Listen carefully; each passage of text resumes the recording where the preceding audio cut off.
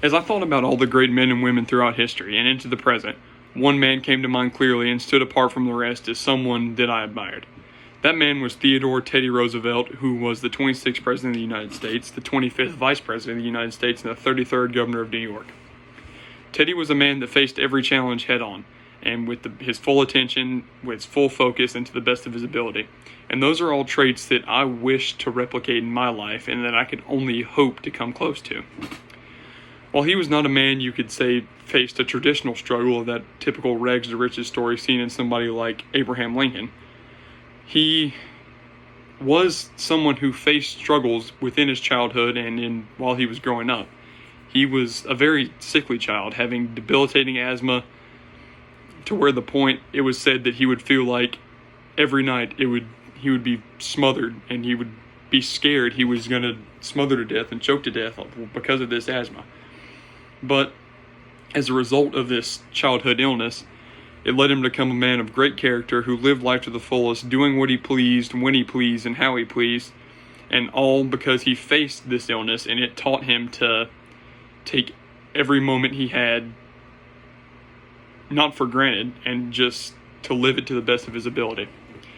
This vigorous approach to life is what ultimately led him to a political career and becoming the President of the United States. His political career started after he graduated from Harvard, where he would attend meetings for his local Republican Party, and then from this point he would run for and win a state assembly seat in New York, beating the incumbent who was also a Republican. He did this because he felt his life's purpose was to make this big of impact on the people around him, and he believed he should be a part of what he called the governing class. After a brief stint in state politics, Roosevelt grew enamored with what he called the cowboy life and the cattle trade as a whole in the Midwest portion of this country. And there he would put his money into a cattle ranch in the Dakota Territory.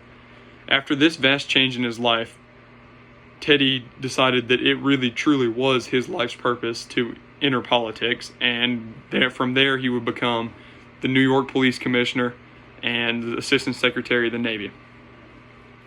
During this stage of his political career, the Spanish-American War broke out, which would cause Teddy to resign his position as Secretary of the Navy and to lead a group of cowboys that he recruited and that he knew from his time in the cattle trade to fight in the Spanish-American War in Cuba. He would then lead these men to victory on San Juan Hill, where he was then, in 2001, posthumously awarded the Medal of Honor.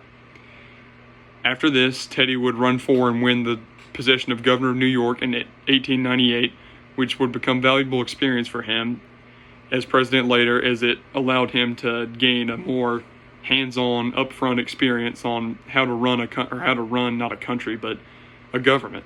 And it allowed him to formulate his views and formulate what he thought, his whole belief system. And from this point, he was added to the winning presidential ticket of President William McKinley as his vice president. But in 1901, President McKinley was assassinated, which put Teddy in position as the youngest president at that point of the United States at age 42. As president, Teddy was a champion of the progressive movement and was responsible for busting up the major trusts of the day, notably like Standard Oil and American Steel. And he was one of the first to create these regulations that protected the people, notably in the meatpacking industry, where he made it cleaner and made it just safer for the people to consume. He would then leave office in 1908 at his own decision to go to Africa to hunt exotic animals for a few years, pretty much just because he could and because he wanted to.